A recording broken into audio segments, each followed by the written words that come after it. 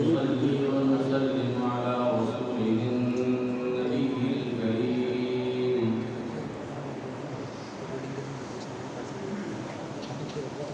أما بعد فأعوذ بالله من الشيطان الرجيم بسم الله الرحمن الرحيم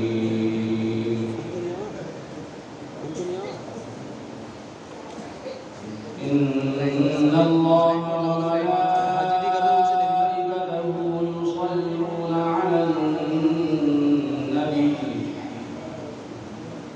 يا أيها الذين آمنوا صلوا عليه وسلموا تسليما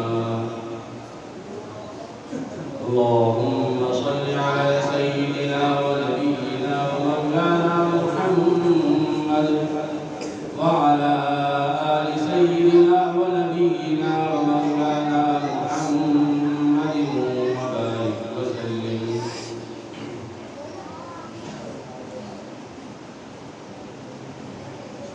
بابا علماء کرام قرائے کرام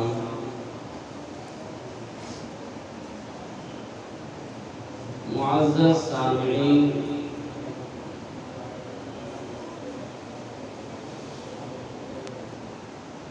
عشق محمد مصطفیٰ صلی اللہ علیہ وسلم کی محفل ہے ایک گھنٹہ لایا ہوا تو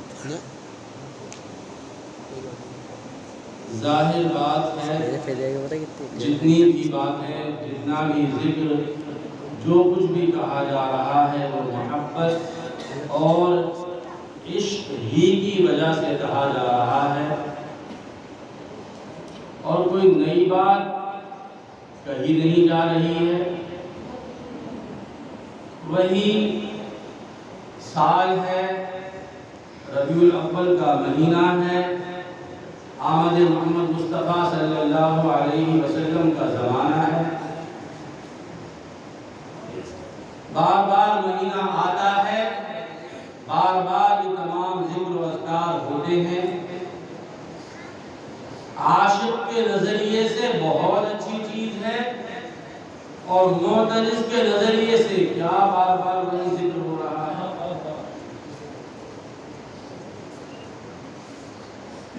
دنیاوی سائنس یہ کہتی ہے کہ انسان کو اپنا جسم چلانے کے لیے اپنا جسم باقی رکھنے کے لیے اگر اسے زندہ رہنا ہے تو ہر 4, 5 یا 6 گھنٹے میں اپنے جسم کو کوئی نہ کوئی غذا دینا ضروری ہے جو جسم کے لیے فائدے مند ہے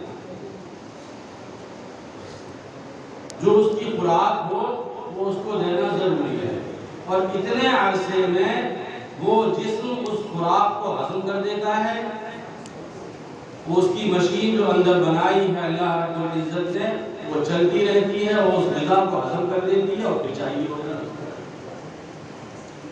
اتنے عرصے میں اگر کچھ نہ کچھ نہیں ملتا ہے تو طلب بھی بڑھ جاتی ہے ضرورت بڑھ جاتی ہے بیماری آنے کے حالات پیدا ہو جاتے ہیں کمزوری ہو جاتی ہے کیونکہ جسم کی طلب اور تڑپ ہمیں یہ بتاتی ہے کہ کچھ نہ کچھ چاہیے ہمیں لیکن غور اس طرف نہیں کرتے کہ اس جسم کو چلانے والی جو اصل چیز ہے روح اسے بھی تو کچھ نہ کچھ چاہیے اس کی بھی تو کچھ نہ کچھ غذا ہوگی اور روح کی غذا جسم کی غذا سے بہت زیادہ ضروری ہے کیونکہ جسم فنا ہونے والا ہے روح کبھی فنا نہیں ہوگی جو چیز فنا ہونے والی ہے تو اسے تھوڑی تھوڑی دیر میں غذا چاہیے ہوتی ہے ہم دیتے ہیں روح جو کبھی فنا ہونے والی نہیں ہے اس کی غذا کا عالم کیا ہوگا اسے کتنی غذا چاہیے ہمارا جسم 2 چیزوں سے مرکب ہے ایک جو ہماری زندگی ہے 2 چیزوں پر چلتی ہے جسم پر اور روح پر تو جسمانی غذا ہے ہم سب جانتے ہیں روحانی غذا کیا ہے وہ روحانی غذا لینے کے لیے ہی ہم عبادت کرتے ہیں ریاضتیں کرتے ہیں ذکر و اذکار کرتے ہیں اور انہی میں سے ایک بڑی روحانی غذا جو ہے وہ ذکر محمد مصطفیٰ صلی اللہ علیہ وسلم۔ اب چونکہ ہم نے کبھی روح کی غذا کی طرف توجہ نہیں کی ہے، اس لیے ہمیں یہ لگتا ہے، غور کریں، شریعت مطہرہ نے 5 وقت کی نماز اور ہر دن کیوں فرض کی ہے؟ کیونکہ اتنے عرصے کے بعد روح کو غذا چاہیے۔ فجر اور ظہر کے درمیان، ظہر عصر کے درمیان، عصر مغرب و مغرب عشاء، یہ جو فاصلے ہیں بس یہی ہونا چاہیے، اس سے زیادہ فاصلہ کسی قیمت پر نہیں ہونا چاہیے، اور اتنے فاصلے میں روح کو غذا ہر حالت میں دے دینا چاہیے۔ اسی لیے نماز کو فرض قرار دیا گیا ہے، چھوڑ نہیں سکتے۔ اس سے زیادہ آپ جو بالکل دیتے رہو، نوافل کی کثرت ہو، ذکر و اذکار کی کثرت ہو، اوراد و وظائف کی کثرت ہو، جس انداز سے چاہو، ہر ذکر، ہر غذا یہ جو ہے یہ روح کے لیے فائدہ مند ہوگی ہر طرح سے۔ لیکن اتنا ضروری ہے یہ ہر صورت میں دینا ہے، ورنہ آپ کی روح کام نہیں کرے گی، کیونکہ ہم اپنی روح کو وہ ضروری جو غذا ہے وہ بھی نہیں دے پاتے ہیں، اس لیے اس کی ضرورت کو، اس کی بھوک کو ہم نے بالکل محسوس کرنا ختم کر دیا ہے، اس وجہ سے یہ چیزیں بول رہے ہیں۔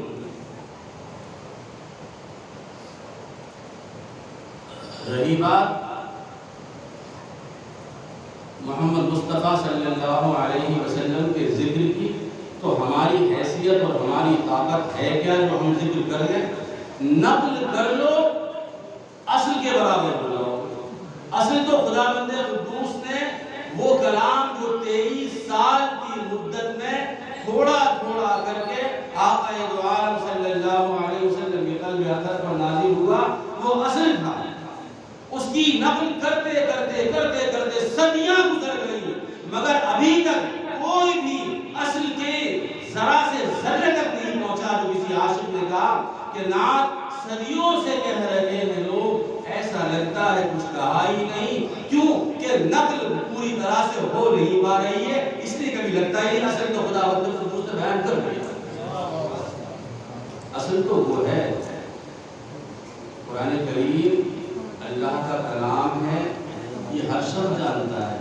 عشق کی نگاہ سے دیکھو گے تو قرآن کریم گفتگو ہے، محبوب اور محب کے درمیان جو 23 سال تک گفتگو ہوئی وہ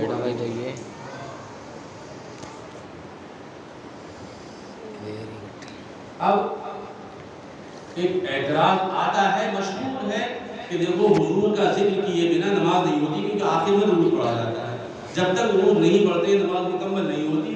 میں اس سے آگے بات یہ کہتا ہوں کہ درود پڑھنا کیا ہے؟ سنت ہے۔ اگر کوئی شخص تشہد پوری کرنے کے بعد سلام پھیر دے، مجھے کوئی عالم یہ بتا دے کہ اس کی نماز نہیں ہوگی، یہ کہے گا ہاں کم رہی، میں نے سنت چھوڑی لیکن نماز ہو جائے گی،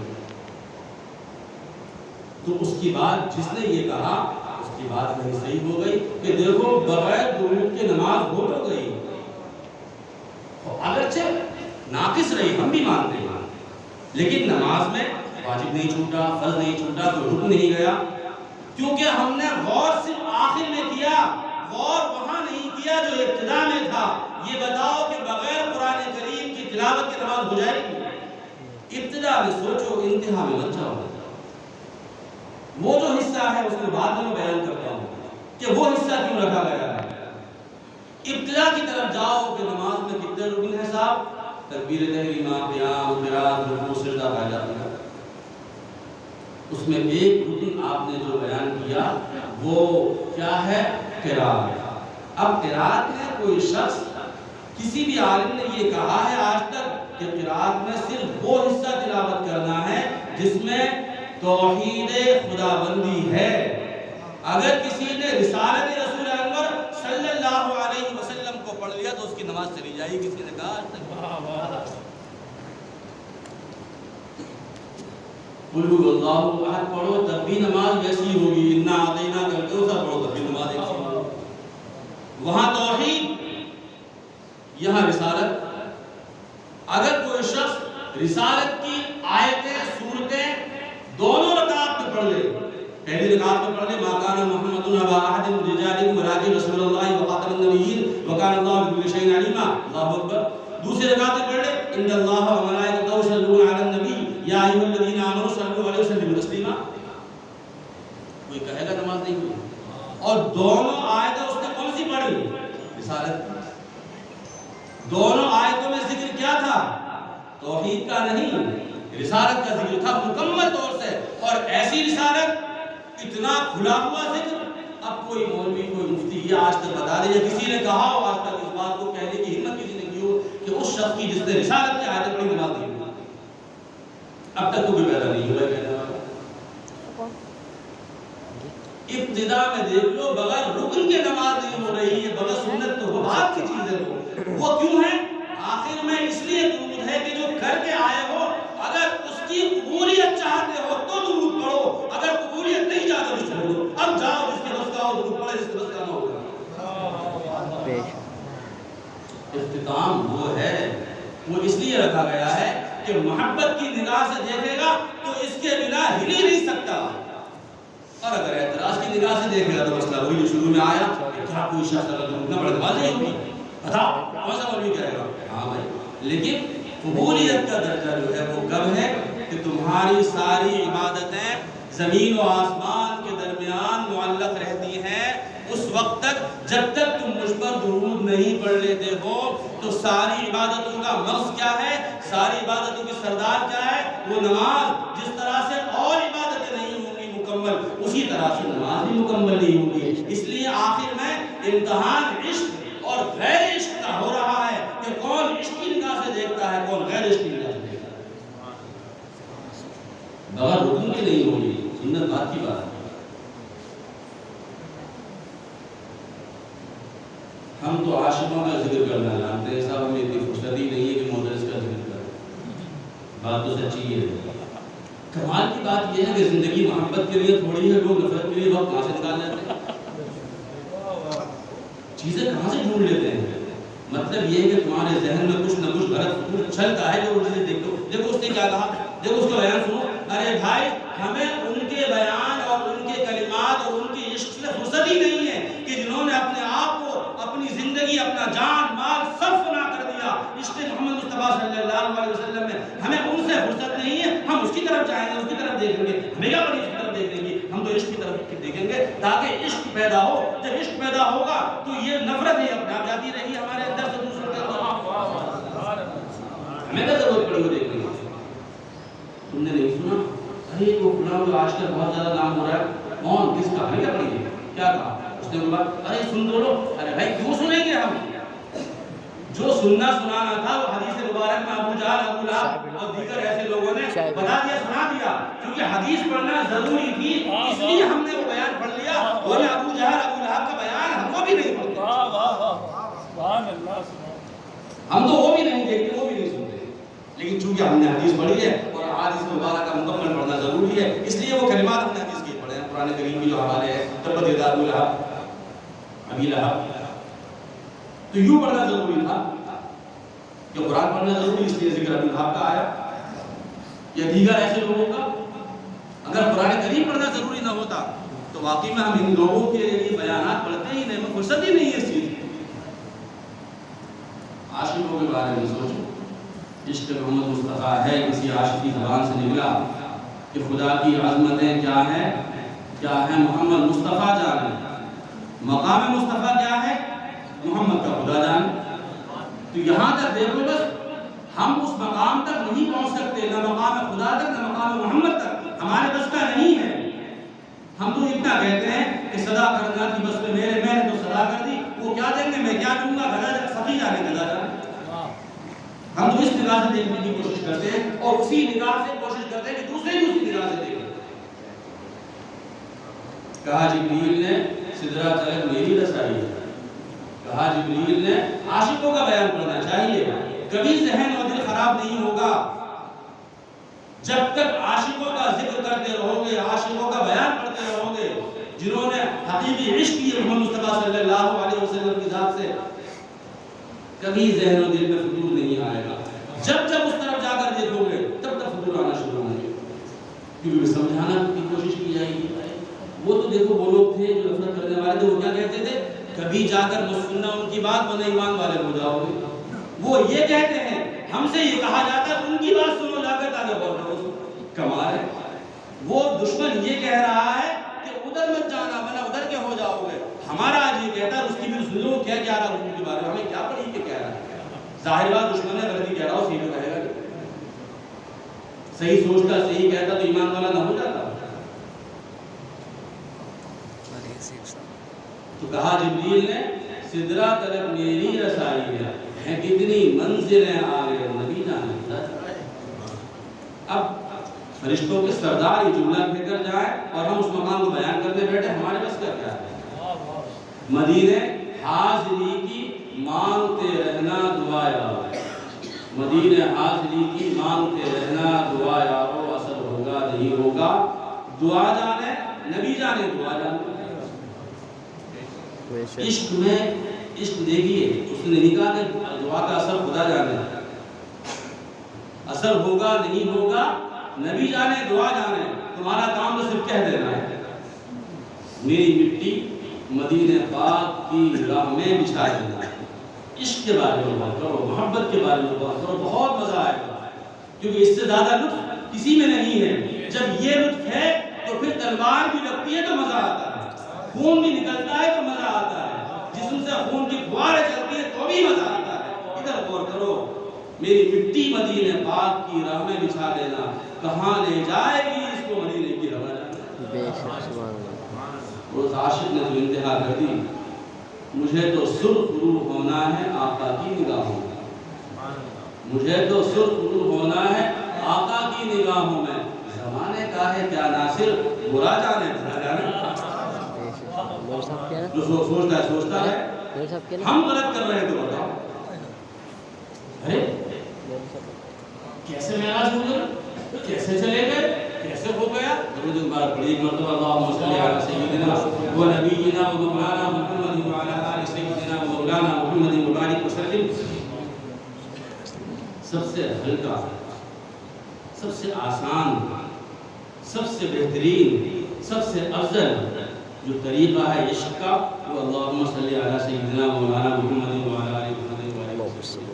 اس سے آسان اور اس سے مزے کا اور اس سے مرتبے والا کوئی عشق ہے نہیں.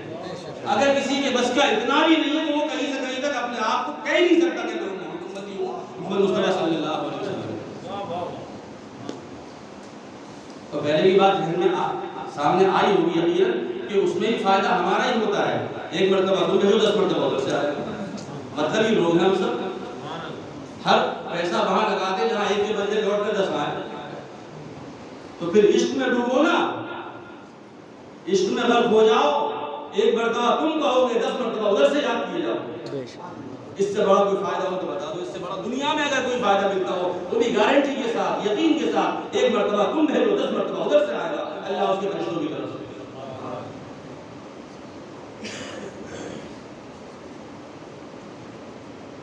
تو ذکر تھا عشق محمد مصطفیٰ صلی اللہ علیہ وسلم کا. درود مبارک اللہم صلی علی محمد وعلی آل محمد مبارک وسلم. صلی علیہ السلام علیہ وسلم. ایک وہ عاشق کہ جس نے اپنے انداز میں یہ کہہ کر چلا گیا کہ ہمیں محسوس ہوتا ہے کہ وہ ہم کو بلاتے ہیں. تصور میں مدینہ ہم تو روز آتے جاتے ہیں. اور اس نے اپنے عشق میں آگے جب کہنا شروع کیا تو کہہ گیا یہ جو شمس و قمر ہیں اصل میں آقا کے چاکر ہیں. یہ جو شمس و قمر ہیں اصل میں آقا کے چاکر ہیں. اشارے پر فقط یہ ڈوب کر بھی لوٹ آتے ہیں. اشارے پر فقط یہ ڈوب کر بھی لوٹ آتے ہیں. شہنشاہ ہو گدا جن و بشر کی کیا حقیقت ہے. شہنشاہ ہو گدا جن و بشر کی کیا حقیقت ہے. در محبوب داور پر فرشتے سر جھکاتے ہیں. بے شک. اور غلاموں کی وہ اپنے اس طرح عزت بڑھاتے ہیں. غلاموں کی وہ اپنے اس طرح عزت بڑھاتے ہیں. بہانہ حج کا ہوتا ہے وہ پاس بہانہ حج کا ہوتا ہے وہ پاس اپنے بلاتے ہیں. اور اس عشق کے بارے میں اگر غور کرنا ہے تو ایک شعر ہے علماء کرام یہاں موجود ہیں اور وہ شعر آپ نے بارہا سنا ہوگا کہ حسن یوسف پہ کٹی مصر میں انگشت زنا، حسن یوسف پہ کٹی مصر میں انگشت زنا، سر کٹاتے ہیں تیرے نام میں مردان عرب. یہ عام بات ہے، عام شعر ہے، بارہا سنا جاتا ہے. ہمارے طالب علم اس شعر کو لے کر تقریر کرتے رہتے ہیں. وہ بہت سنا ہوگا آپ نے، لیکن کسی عاشق نے جب غور کیا اور غور کرنے کے بعد جو اس نے نتیجہ نکالا کہ باقی جو ہے وہ رونگٹے کھڑے ہو گئے کہ اتنا گہرا کہ دیکھو مورخین نے لکھا ہے شعر کے بارے میں، میں نے پڑھا ہے کہ عربی، فارسی، اردو جتنی بھی ہم نے شاعری پڑھی ہے ان کے مطابق اتنا تضاد، اتنا خطرناک تضاد، یعنی پہلا مصرع کچھ اور دوسرا مصرع بالکل ہی الگ، ایسا کسی زبان میں اتنا خطرناک تضاد ہم نے دیکھا ہی نہیں. کیسے؟ حسن یوسف سے شروع ہوئے اور نام پر جا کے شعر ختم ہوا. پہلا مصرع کا بالکل الٹا دوسرا مصرع ہے، بالکل الٹا. یعنی حسن یوسف پہ کٹی مصر میں انگشت زنا. حسن تعلق رکھتا ہے دیکھنے سے، ظاہری آنکھوں کو دیکھنے سے. دیکھیں گے اس کے بعد فدا ہونا یا نہ ہونا پھر دیکھا جائے گا. دیکھا آنکھوں سے، دیکھنے کے بعد مصر کی عورتوں نے حضرت یوسف کے حسن کو دیکھ کر اپنی انگلیاں کاٹ لی. عورتوں نے، ایک خاتون کا ایک مرد کی طرف مائل ہونا فطری چیز ہے، ایک مرد کا ایک خاتون کی طرف مائل ہونا فطری چیز ہے. لیکن جب دوسری طرف ہم جاتے ہیں کہ تیرے نام پر دیکھا نہیں ہے، دیکھا نہیں ہے، آنکھوں سے نہیں دیکھا ہے، صرف نام پر سر کٹا دیتے ہیں. کون؟ وہاں عورت دی، یہاں مرد اپنا سر کٹا دیتے ہیں، صرف نام پر سر کٹا دیتے ہیں. اتنا عشق میں ڈوبا ہوا اور ایسا تضاد شاعری میں نہیں ہے. محمد رسول اللہ صلی اللہ علیہ وسلم کے حوالے سے بیان کیا ہے. اور پھر عاشقوں کا ذکر کیا کریں؟ جو ہجرت کی رات تھی، اور ہجرت کی رات میں اللہ کے رسول صلی اللہ علیہ وسلم نے حضرت علی سے یہ فرمایا تھا یہاں پر لیٹ جاؤ اور میں جاتا ہوں، یہ لوگوں کی امانتیں ہیں. ہجرت کی تفصیل میں اس وقت نہیں جا سکتا کیونکہ بات وہی کہ اگر ایک گوشے کو لے کر چلے گا، سیرت محمد مصطفیٰ صلی اللہ علیہ وسلم کا ایک گوشہ جو ہے وہی اپنے آپ میں ساری زندگی کے لیے کافی ہے. ایک گوشہ چھوڑ، ہجرت کیوں ہوئی، کیسے ہوئی، کیا حالات تھے، رات کو پڑھیں گے. علی تم یہاں لیٹ جاؤ، میں جاتا ہوں، میں یہ لوگ کی امانتیں لے کر مجھ سے مدینہ میں ملاقات کر لیں. حضور نے فرما دیا، حضرت علی نے سن لیا، عمل بھی کر لیا اور وہ سب باتیں ہو گئیں. بعد میں اس عاشق رسول سے کسی نے پوچھا علی وہ بات، وہ جو رات تھی وہ رات بڑی سخت گزری ہوگی، وہ رات بڑی سخت گزری ہوئی کیونکہ اس رات جو ہے وہ ظاہر بات ہے گھر کے باہر کیا تھا، پہرا لگا ہوا تھا اور تلواریں تیار تھی. جیسے ہی موقع ملے گا کیا ہوگا کہ اس حصے کو آج ختم نہیں کرنا، یہ حصہ ختم کرنا. عاشق کسی اور نظر سے دیکھ رہا ہے. عاشق یہ دیکھتا ہے کہ میں پسند آیا اس چیز کے لیے کہ اس کی جگہ میں چلا جاؤں.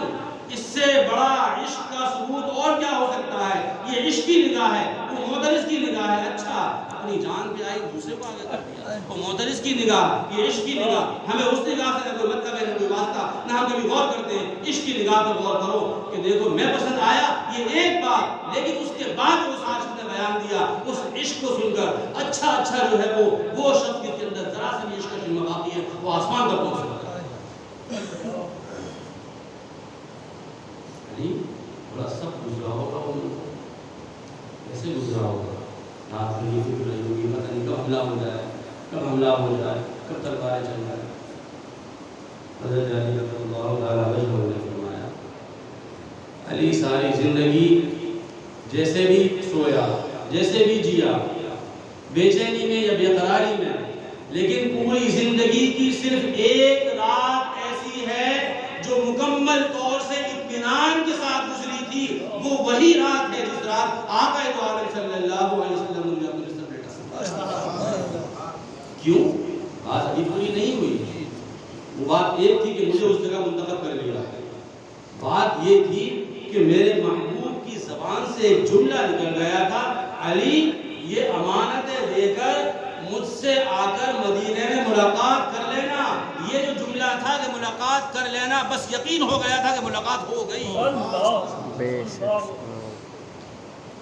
علی کو یقین ہو گیا تھا کہ اب اس ملاقات سے دنیا کی کوئی طاقت نہیں ہو سکتی، چاہے مدینے جا کر موت آئے تو آ جائے، لیکن بغیر ملاقات کے موت آنے والی نہیں، کیونکہ زبان سے نکل گیا۔ بے شک جب زبان مبارک سے نکل گیا تو کیسے پورا نہیں ہوگا؟ جو غور کرتے ہیں اس واقعے پر، جو جنگ موتا، اسلام کی بہت ساری جگہیں ہیں، بہت سارے غزوے ہیں، ایسے ہی نہیں پہنچا اسلام، بہت قربانیاں عاشقوں کی ہوئی، بہت قربانی۔ عشق محمد مصطفیٰ صلی اللہ علیہ وسلم کی بے شمار مثالیں، بے شمار مثالیں ہیں، ورنہ یہاں تک اس طرح سے ہم جیسے ناقدروں تک یہ چیز نہیں پہنچ پاتی اگر عاشقوں نے اپنی جانوں کی پرواہ کی یا اپنے مال کی پرواہ کی۔ وہ ایک تو عشق کا موازنہ ہوا تھا صدیق اکبر فاروق اعظم میں، بہت سارے موقعوں پر جب بھی پیش آیا واقعہ صدیق اکبر ہمیشہ آگے ہوتے تھے، لیکن ایک موقع ایسا آیا جہاں پر فاروق اعظم نے یہ غور کیا کہ آج میں آگے نہیں آؤں۔ جنگ تبوک کا موقع کہ فاروق اعظم کا یہ زمانہ وہ تھا جب آپ کے پاس مال و دولت تھی، تو فاروق اعظم نے اپنے ذہن و دل میں یہ بات سوچی کہ آج جو ہے وہ کیونکہ صدیق اکبر کے ابو بکر کے حالات آج کمزور ہیں میرے مقابلے میں، میرے حالات آج زیادہ ہیں، آپ غور کریے اور عشق محمد پر پھر غور کیجیے، بس آج میں آگے نکل رہا ہوں۔ وہ بات سب جانتے ہیں کہ جب لے کر پہنچے اس کے بعد جو ہے وہ حضور نے جو بات کہی، کہا میرے پاس میں آدھا لایا ہوں، میں سب کچھ لے آیا۔ یہ بات ایک ہے، لیکن اس میں کسی عاشق نے جب غور کیا تو اس نے جو بیان کیا وہ سننے کے قابل ہے۔ لے کر آنے کے بعد سامنے رکھ دیا، حضور اکرم صلی اللہ علیہ وسلم نے سوال کیا کیا، فوراً عاشقوں کو دیکھ کر سوال بدل دیا، یہ نہیں پوچھا کیا لائے ہو، یہ پوچھا چھوڑ کے کیا آئے۔ بے شک پوچھنا تو یہ چاہیے ہوتا، ہم کسی کے پاس کچھ لینے جائیں اور اس سے بات کہیں کہ بھائی ہم یہ ارادہ ہے مسجد کا، مدرسے کا، ہمیں اس اعتبار پر اس چیز کی لیے ضرورت ہے، تو ہم کیا کہنا ہے؟ وہ اس نے اٹھا کر ہمیں 1000 2000 5000 دیے، ہم یہی تو کہتے ہیں کیا دے رہے ہو؟ کبھی کسی سے یہ کہہ کے دے دینا بچا کیا رہے ہو، جو دے رہا ہے وہ واپس دے رہے۔ یہ سچائی ہے۔ جس دن آپ نے کسی دینے والے سے پوچھ لیا کہ اپنے پاس کیا چھوڑ رہے ہو، کہ اچھا یہ بھی رکھ جاؤ، ایسا ہے تم جاؤ یہاں سے، تم میرے کیا جائیداد کے ٹھیکیدار ہو، میں کیا چھوڑ رہا ہوں، اور جو دے رہا ہوں لے کر جاؤ۔ لیکن دیکھیے قربان جائے اس ذات پر، کیونکہ فدا وہ کس پر ہے؟ وہ بھی حضور نے فرمایا کہ اگر میں کسی سے محبت کرتا دنیا میں تو ابو بکر سے کرتا، اگر کرتا تو، لیکن مجھے دنیا میں کسی سے محبت ہوئی نہیں کیونکہ میرے لیے خدا کرتا۔ لیکن اس اگر میں یہ تو ثابت ہو گیا کہ صدیق اکبر سب سے زیادہ ہے، اسی لیے دیکھنے کے بعد فاروق اعظم اور صدیق اکبر کو آپ نے سوال پکڑ ڈالا فوراً، یہ نہیں کہا کہ لے کر کیا آیا ہوں میں، بلکہ یہ فرمایا، یہ دریافت کیا چھوڑ کر کیا آئے۔ بے شک مورخین لکھتے ہیں کہ جیسے ہی حضور نے سوال کیا تھا فاروق اعظم نے اپنی ہار اسی وقت مان لی، یعنی جواب نہیں دیا ہے، جواب سے پہلے ہی فاروق اعظم نے اپنے آپ کو ہارا ہوا سمجھ لیا تھا کہ میں ابو بکر سے کبھی نہیں جیت سکتا، یعنی جواب نہیں ہوا ہے، جواب سے پہلے اس سوال پر مان لیا تھا کہ سوال کیا حضور نے کر دیا۔ کیوں؟ کہ وہاں تو سب کچھ روشن ہے، وہاں کیا چیز چھپی ہوئی ہے، کیا عمر کیا سوچ کر آئے ہیں، صدیق اکبر کیا کر کے آئے ہیں، وہاں تو سب کچھ چھپا ہوا ہے، اس سے آئے گا بات سب کو پتا ہے کہ کیا ہوا تھا۔ لیکن بات اس کی یہ تھی کہ حضور نے خود اس چاہت کو اس انداز سے پیش کیا کہ صدیق اکبر اپنے آپ آگے بڑھ گئے بغیر جواب نہیں ہے۔ تو جواب دیے وہ الگ بات ہے، لیکن جواب کی ضرورت اس سے آگے پڑتی ہی نہیں تھی۔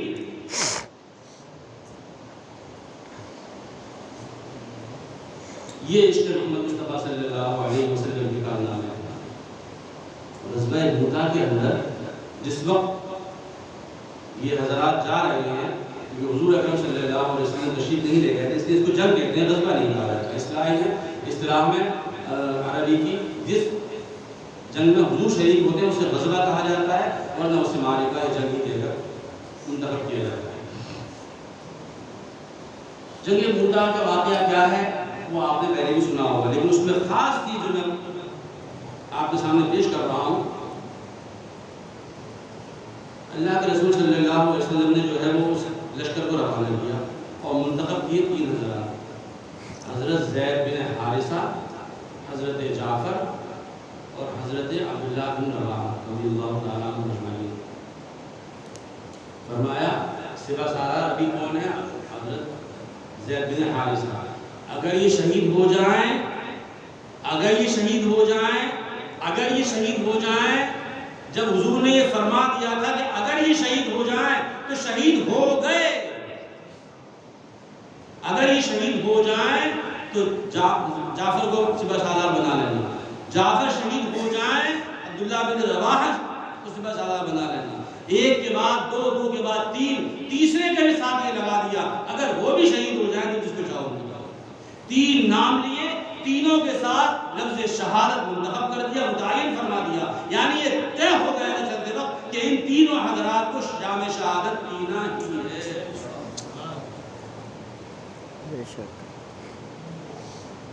ان تینوں حضرات کو اب اس جسم کے ساتھ یہاں نہیں آنا ہے، تو جام شہادت پیے گا ہمیشہ کے لیے جو ہے وہ اس عالم میں ہمیشہ کے لیے باقی ہو جانا. پھر کیا فرمایا؟ پھر واقعہ ہوا، تینوں باری باری شہید ہوئے. میں اس کی گہرائی بھی نہیں جاتا، جس کو چاہو بنا لینا. اپنے ہاتھ میں علم کس نے لیا؟ حضرت خالد بن ولید رضی اللہ عنہ.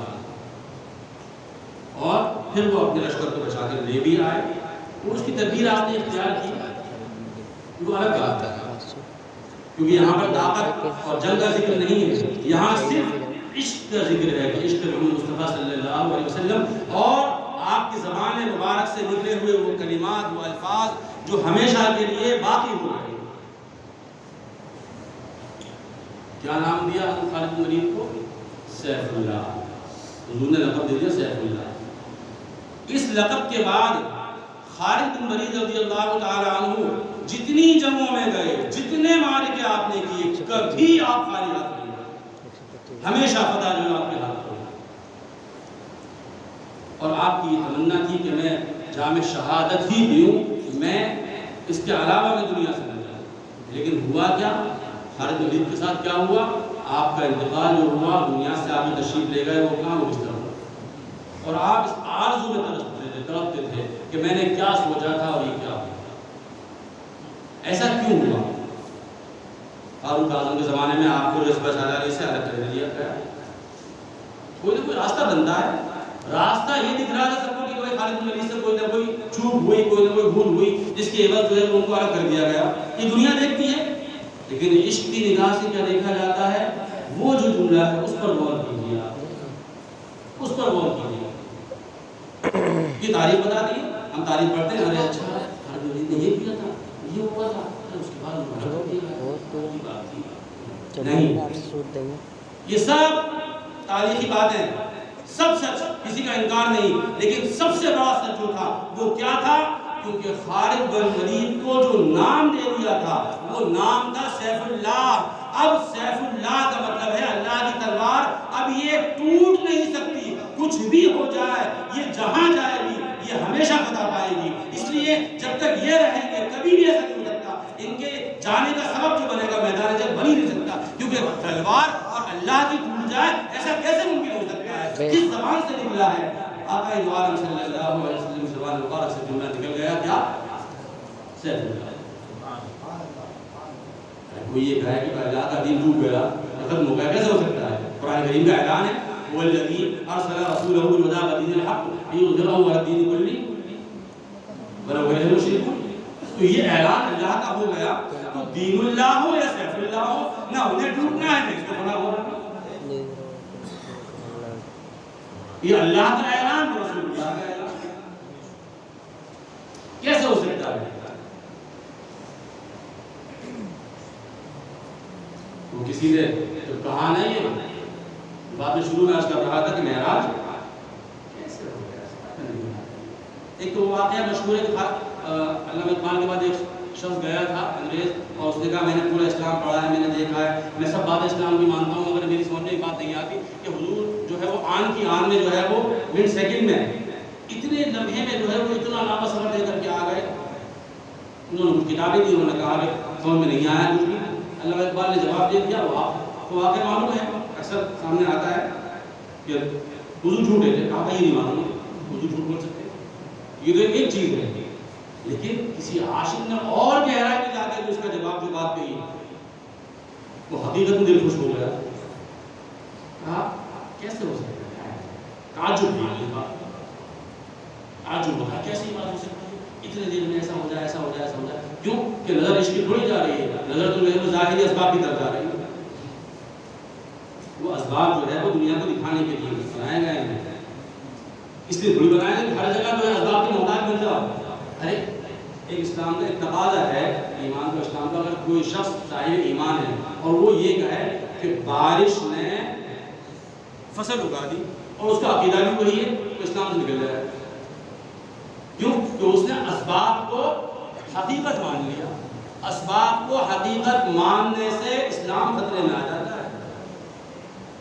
اسباب صرف ذریعہ ہے, مسبب الاسباب حقیقت.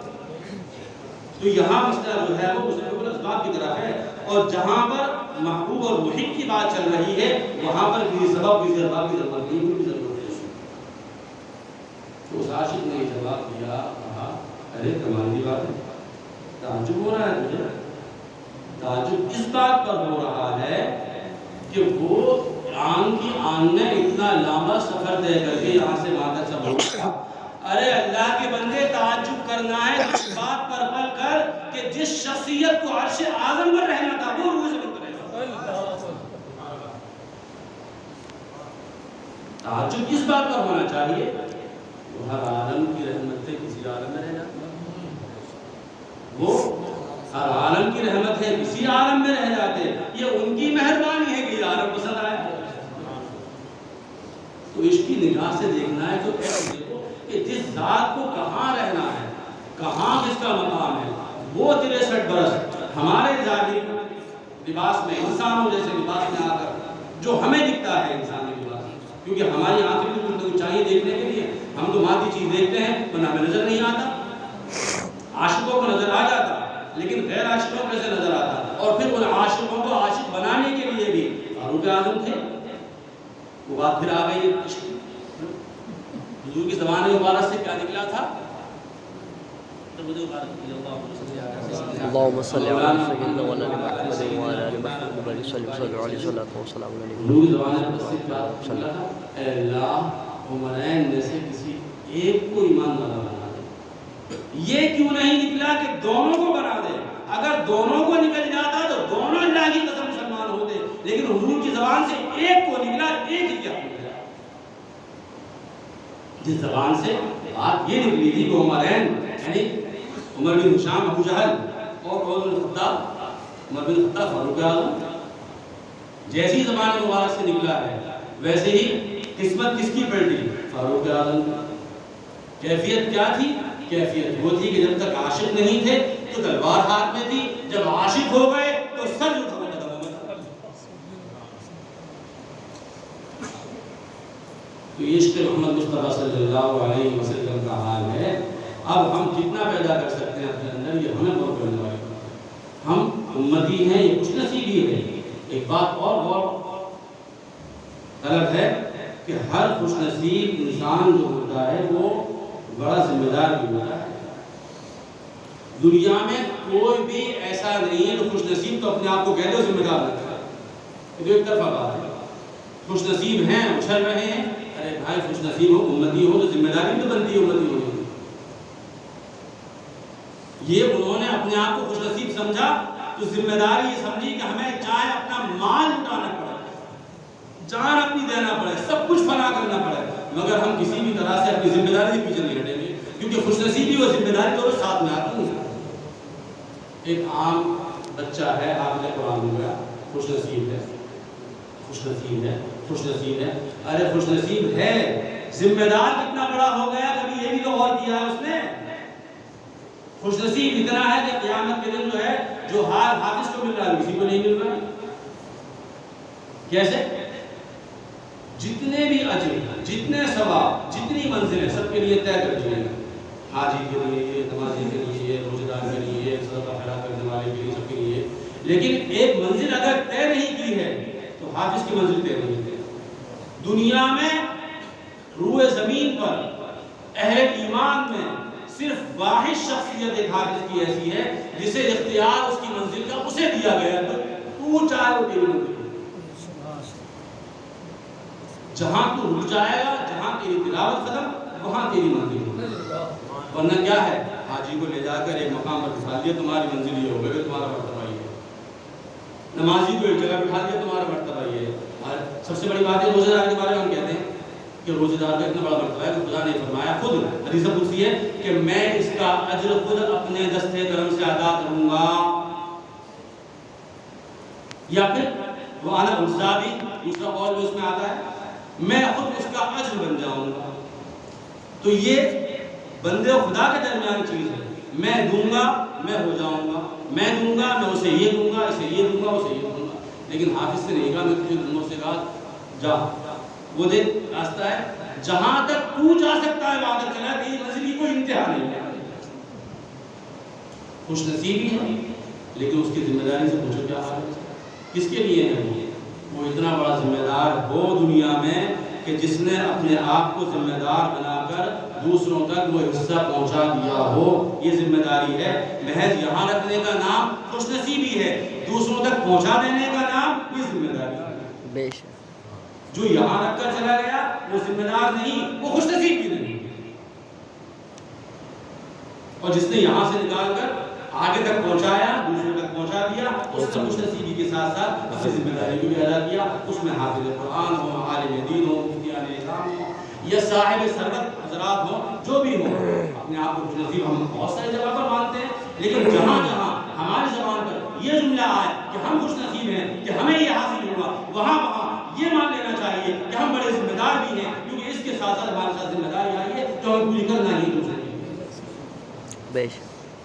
حضور کی ذات سے بڑا کوئی نہیں، حضور کی ذات سے بڑا ذمہ دار کوئی نہیں. جب خدا بندے قدوس کو اپنی مخلوق کو اپنے آپ سے قریب کرنا تھا تو ایک مضبوط ذریعہ چاہیے تھا. مضبوط ذریعہ، اتنا مضبوط کہ حالات کیسے بھی رہیں وہ ذریعہ، وہ واسطہ، وہ وسیلہ، وہ صدقہ کسی بھی طرح سے اپنی جگہ سے ملنا نہیں چاہیے. وہ مضبوط ذریعہ جو تھا اس کا نام محمد مصطفیٰ صلی اللہ علیہ وسلم. بے شک سبحان اللہ. مخلوق کو مالک سے ملایا ہے انہی نے. آدم کا شعر، آدم کے زمانے سے تو انسان ہے موجود، انسان کو انسان بنایا ہے انہی نے. اللہ سے بھی دور بہت خلق زمانہ. یہ اس چیز کا مفہوم جو نے بیان کیا کہ اللہ سے بھی دور بہت خلق زمانہ مخلوق کو خالق سے ملایا ہے. تو جب ملانے کی باری ہے کہ کس طرح سے ان کو اپنے آپ سے قریب کیا جائے. قریب میں ہے نہیں چلے گا تو ایسا سا لگا عبادی انی قریب، میں قریب ہوں، میں قریب ہوں، میں قریب ہوں. اور میں کتنا قریب ہوں؟ ونحن اقرب من حبل الورید. کتنا قریب ہوں کہ تمہاری شہر میں اتنے قریب نہیں، اس سے زیادہ میں قریب ہوں. یہ خدا کا فرمان ہے بندوں سے. لیکن اسے قریب کرنے کے لیے کہ یہ سمجھیں گے کب، اس قربت تک لا کر کھڑا کون کرے گا؟ اس قربت تک لا کر کھڑا کرنے والی جو ذات ہے وہ محمد رسول اللہ صلی اللہ علیہ وسلم. تو اس سے بڑی ذات نہ کوئی اب تک آئی ہے اور نہ کوئی آ سکتی ہے. یہ وہ ذات. اللہ رب العزت ذمہ داری سمجھنے کی توفیق دے. حضور نے جس ذمہ داری کا، جس محبت کا بارہا فرمایا کہ میں قیامت دن اپنی امت پر فخر کروں گا، زیادتی نہیں کروں. اس میں جملہ بھی ہے کہ تم نگاہ کرو ایسی جگہ، ایسی عورتوں سے کہ امت خوب بڑھے، زیادتی ہو. میں قیامت دن فخر کروں گا دیکھ کر میری امت یہاں سے وہاں تک جہاں تک نظر آ رہی امت میری ہی امت نظر آ رہی. اگر کہیں بھی کمی ہوتی وہاں انعام میں، انعامات میں، اکرام میں، اعزاز میں، شفاعت میں، کسی بھی چیز میں، تو حضور یہ کہتے بس اس سے زیادہ نہیں ملے گی، اس سے زیادہ نہیں ہوگی. بس یہاں پر رک جانا، 2 بچوں پہ رک جانا، تو 3 پہ رک جانا، تو 1 پہ رک جانا، تو اتنے رک جانا. بلکہ یہ جملہ آتا نہیں، جتنی چاہو زیادتی ہو میں فخر کرنے والا ہوں کیونکہ میرے یہاں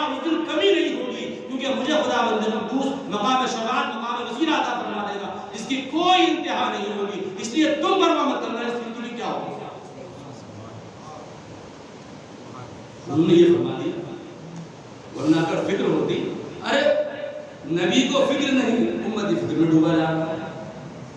ہاں فکر ہے، فکر اس معنی کر ہے جو خدا بندہ قدوس نے فرمایا قرآن کریم منافقین کے بارے میں کہ آپ ان کے لیے مغفرت طلب کریں یا نہ کریں، 70 مرتبہ بھی اگر مغفرت طلب کریں گے تو بھی خدا بندہ قدوس بخشنے والا نہیں ہے۔ تو خدا حضور اکرم صلی اللہ علیہ وسلم کی طرف سے یہ اور آتا ہے، حضور نے فرمایا میں 71 مرتبہ مانگ لوں گا، جبکہ وہ اور اپنی جگہ درست، لیکن حضور کی محبت اور چاہت کا عالم یہ ہے کہ 70 تک کی قید لگائی ہے خدا نے، جبکہ یہ عدد جو ہے وہ 70 نہیں ہے بلکہ بے شمار عدد ہوتا ہے۔ میں ٹھیک ہے جاؤ 10 مرتبہ آپ کہہ دے رہا ہو گئے، صاحب میں نے 20 مرتبہ کہہ دیا ہو گئے، میں تعداد بڑھانے کے لیے، لیکن وہ بات اور ہے جو خدا نے فرمایا کہ حضور کی محبت کا عالم دیکھنے والی بات ہے کہ حضور نے فرمایا کہ 70 تک کی خدا نے قید لگائی، میں اس سے آگے جا کر میرے لیے مقامی وسیلہ مانگا کرو، میرے لیے مقام وسیلے کی دعا کیا کرو، اس کو نماز کے بعد مانگتے بھی ہیں آدمی قدر وسیلہ کہ حضور کو جو ہے وہ مقام وسیلہ عطا کرنا، امتی جو ہے وہ نبی کے لیے مانگ رہا ہے، جبکہ ہمیشہ حال یہ ہے کہ نبی نے امتی کے لیے مانگا ہر جگہ، لیکن یہاں پر حکم یہ ہے کہ تم میرے لیے مانگو، تم میرے لیے مانگو گے کام تمہاری آئے گا، وہ مقام وسیلہ مجھے مل جائے گا۔ پھر مقام وسیلہ اس جگہ کا نام ہے کہ جہاں جس پر خدا بندے قدوس متعین فرما دے گا جس شخص کو اس کی کوئی بات ٹالی نہیں جائے گی، لہٰذا تم میرے لیے مقام وسیلہ مانگا کرو، تمہیں مانگنے کا مزہ آ جائے گا کہ اس سے فائدہ کیا ہوگا تمہیں اس وقت پتہ چل جائے گا۔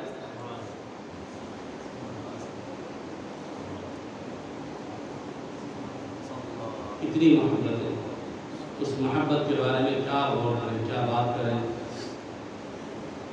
خدا بندے قدوس سے ساری تعریف اپنے نبی کی فرمانی ہے، یا نبی ناصرنا شاہدہ مبشرا ونذیرا وداعیا الی اللہ باذنہ۔ پورا قرآن کریم کا شروع میں ذکر کر دیا کہ از اول تا آخر قرآن کریم حضور سے بات کرنے آیا ہے، بات کرنے کے لیے جس چیز کو ذریعہ خدا نے بنایا وہ قرآن کریم ہے۔ یہ جو دنیا و آخرت یعنی سب سے اعلیٰ کلام جو قرآن کریم ہے، یعنی بات کرنے کا وہ ذریعہ ہے۔ اگر بات ہوگی اب آپ سے یعنی اعلان نبوت سے لے کر پہلی وحی سے لے کر اب جتنی بات ہوگی آپ سے وہ قرآن کریم زبان میں ہوگی، تو اس کا کیا مقام ہو سکتا ہے، کیا بات۔ ارے بھائی ذکر ہو رہا ہے کیا یوسف اور زلیخا کا، نماز پڑھ رہے ہیں، نماز اچھی ہو رہی ہے، کبھی ابراہیم اور سارہ کا ذکر ہو رہا ہے، نماز بھی صحیح ہو رہی ہے۔ کیوں؟ ابراہیم اور سارہ نہیں ہے، موسیٰ اور سپورہ نہیں ہے، یوسف و زلیخا نہیں ہے، بلکہ کلام ہے بین المحب والمحبوب، محبوب اور محب کے درمیان یہ گفتگو ہے۔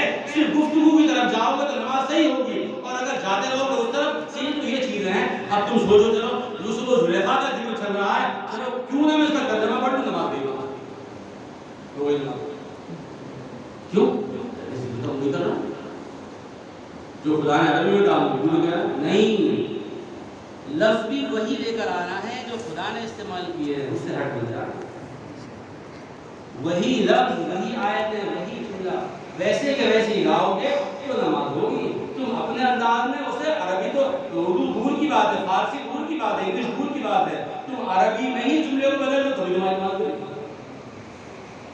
کیوں؟ مطلب ہمارے کلام پر شک ہے، ہم جو اپنے محبوب سے بات کر رہے ہیں وہ بات تمہیں اچھی نہیں لگ رہی ہے کیا؟ ہم یہ کہیں اپنے محبوب کو یا ایھا النبی، تم اس جگہ یا ایھا الرسول، یعنی ہم سے بڑھ گئے تم۔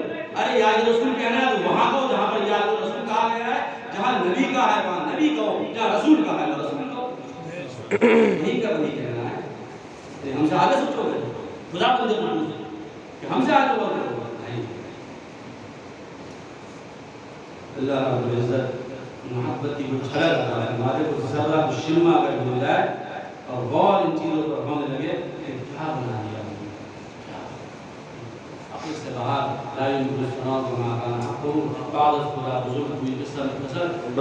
ایک اور علی کا شعر ہے کہ خلقت مضرعا من كل عیب كأنك خلقت كما تشاء، اور اس سے پہلے وأحسن منك لم تر قط عینی واجمل منك لم تلد النساء۔ عاشق اپنی بات کہہ کر بس اپنے آپ کو معذور سمجھ کے چلے جاتے ہیں، اس سے زیادہ نہیں کہہ سکتے کہ دنیا میں روئے زمین پر اگر کوئی آپ سے زیادہ خوبصورت ہے تو لا کر دکھا دے، کوئی نہیں، کسی ماں نے اگر آپ سے بہتر بچہ بناؤ تو لا کر بے شک آپ کو ایسے پیدا کیے ہیں جیسے آپ چاہتے ہیں. انکا خلقت کما تشاء. غور کیجیے، آپ عشق پر غور تو کیجیے کہ جیسا حضور آپ چاہتے تھے ویسے آپ پیدا. حضور کیا چاہتے تھے؟ یعنی حضور اپنی مرضی اور منشا پر اس دنیا میں تشریف لائے ہیں. یہ عاشق ہے.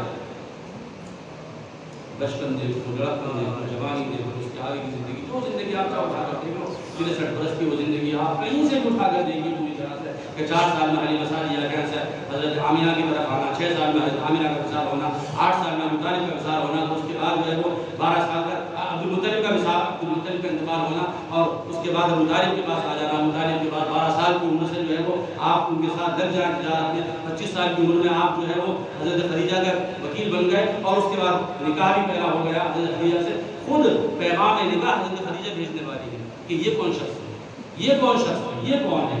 یہ سمجھ میں آتے نہیں کیا ہے بھائی. بس ان سے قربت کا ایک ہی راستہ نکاح ہے، کیونکہ مرد کے لیے قربت کے راستے اور ہوتے ہیں، لیکن خاتون کے لیے غیر مرد کے ساتھ قربت کا صرف ایک ہی راستہ ہے.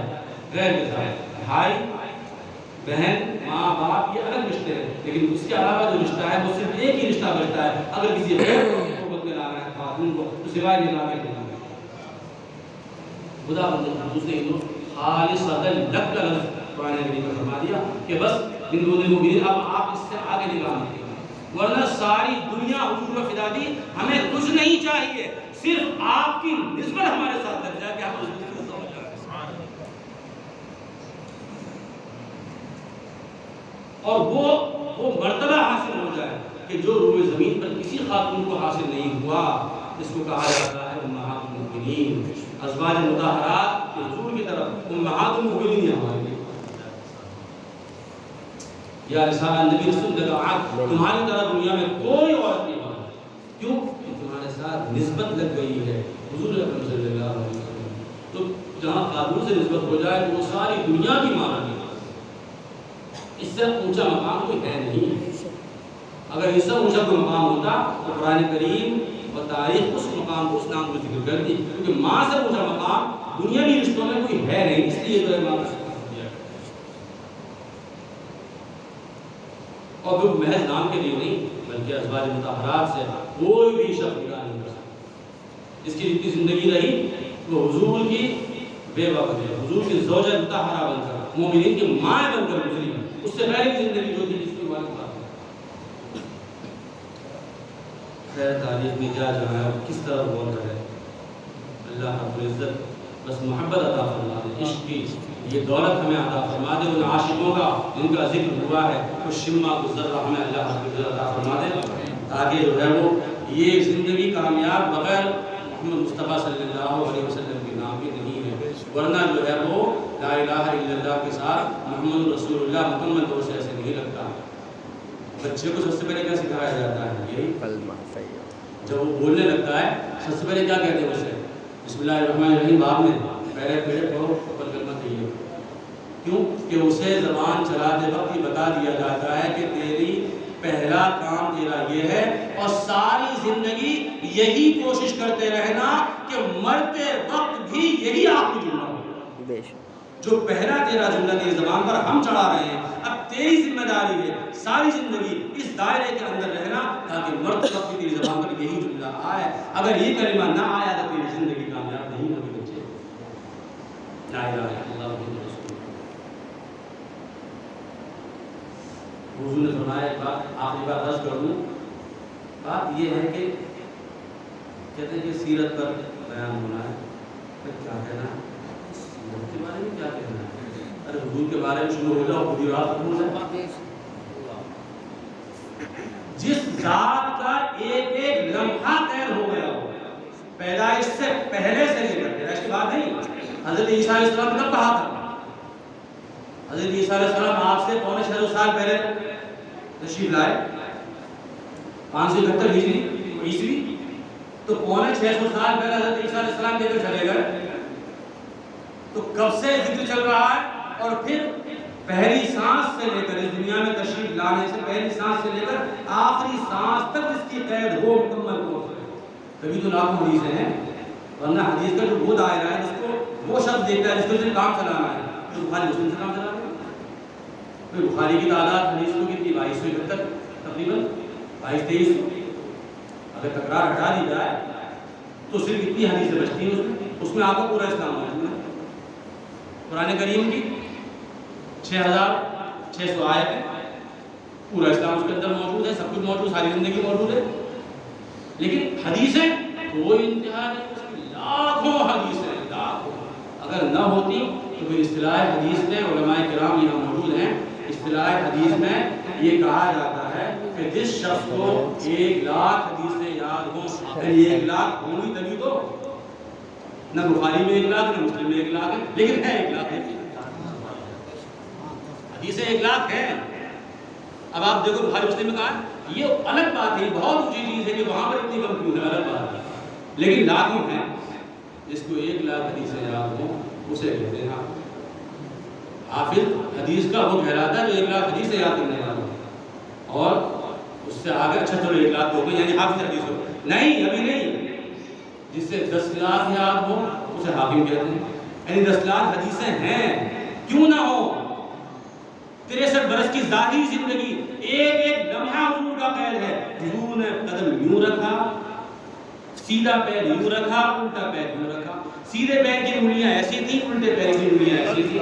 آپ نے اتنے مقام پر قدم رکھا، اتنے مقام پر آپ نے جو ہے ایسے پیر رکھا، اتنے مقام پر آپ کی انگلیاں ایسی ہوئی. تبھی تو جہاں جہاں جس کو نقش محمد مصطفیٰ صلی اللہ علیہ وسلم مل گیا وہ آج بھی خوش نصیب ہے کہ جسے وہ مل گیا.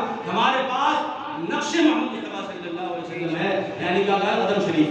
قدم شریف جس کو جہاں مل گیا، ارے بھائی وہ قدم شریف ہے، وہ دنیا کا سب سے امیر آدمی اپنے آپ کو مانتا ہے. قدم بہت دور کی بات ہے. اس سے مبارک آج بھی دنیا میں بے شمار مقامات ایسے ہیں، اپنے شہر کے اندر بہت سارے لوگ ایسے ہیں جن کو جو ہے یہ تبرک حاصل ہے. اور آج بھی جب اس منہ مبارک کا صرف ایک بال کی کوئی زیارت کرنا چاہتا ہے، میں جاؤں کے ساتھ حاجی صاحب آپ کے پاس میں نے سنا ہے کہ وہ حضور کا منہ مبارک مجھے دکھا دیجیے، تھپڑ ہو گیا. ایسے کھیل سمجھائے، کھیل سمجھائے تم آگے میں دکھا دوں. یعنی آپ غور کریں آپ کہاں تک جائیں گے، شخصیت کو کیا جان پائیں گے. ہمارے ورشہ فرماتے ہیں ناصر صاحب استاد محترم، ان کا پورا مجھے یاد نہیں کہ ان کی نقش قدم تک پہنچا نہیں کوئی، ان کی ذات تک کیا پہنچے گا اس کے یہ مفہوم ہے کہ نقش قدم تک کوئی نہیں پہنچ سکا. تو ایک بال دیکھنے کے لیے لوگ آرزو کرتے ہیں کہ ہمیں حضور کا اس منہ مبارک کا دیدار کرانا ہے. وہ نہیں کرا. کیوں؟ خاص کوئی موقع ہوگا، میں مکمل طور سے تیار ہوں گا، ابھی تو میں کوشش میں لگاؤں. اب میں اپنا کام کر رہا ہوں، اٹھا اچھا نہ کہیں ہم دن دے ایک آدھ جگہ اتفاق ہمارا پڑا تو کم سے کم 8 10 15 لوگ جمع ہو کر یا طے ہو گیا بھائی فلاں دن ہم نے بتا دیا بھائی فلاں صاحب بھائی صاحب آپ چلیں، کسی صاحب آپ چلیں، ایسے ایسے. ارے تو ہم 2 کے 4 4 کے 8 8 کے 10 ہوئے. کیوں؟ کائے کے لیے؟ جس ذات کا یہ عالم ہو کہ ایک منہ مبارک کو ان ظاہری آنکھوں سے دیکھنے کے لیے اتنا ترس رہے ہیں. غور کریں کہ اس ذات کا عالم کیا ہوگا اگر اس کا دیدار قیامت کے دن ہو جائے تو تو پھر وہ تیاری ہوتی ہے اس کی. جب پورا دن ہوں گے پھر وہ اپنے پورے گھر کو دھوتے ہیں، صاف ستھرا کرتے ہیں، مکمل طور سے اس میں جو ہے وہ چراغاں کیا جاتا ہے، روشنی کی جاتی ہے، خوشبوئیں مہکایا جاتا ہے. اور اس کے بعد جو انداز ان کا ہوتا ہے، یہ بات صرف ایک محبت کرنے والا ہی سمجھ سکتا ہے. وہ شخص کے جس کو اعتراض دکھ رہا ہے وہ کبھی نہیں غور کرے گا، نہ کبھی جا سکتا ہے کہ اس محبت میں دیکھنے والا بھی کہ ایسے اہتمام اور ہے کیا صرف ایک